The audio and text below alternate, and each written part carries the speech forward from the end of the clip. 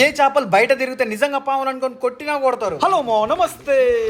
మనం ఇప్పుడు చేపలు పడడానికి 150 కిలోమీటర్లు వచ్చినాం. ప్రిన్సీ నీ స్టిక్ చూపి ఒకసారి. ఈ సూపర్ స్టిక్ బాగుంది. ఎప్పుడన్నా పట్టినావా దీంతో?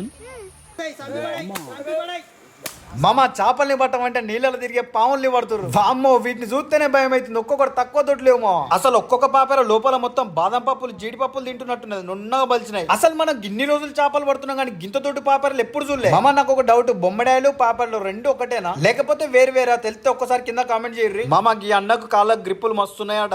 నేను రెగ్యులర్ గా నడుతా అని చెప్పి నడుతుండు. నిజంగానే అన్నం చూస్తుంటే కాళ్ళకు పట్టు బాగానే ఉన్నట్టుంది. ఇంకా టైర్లు అరగలేమో.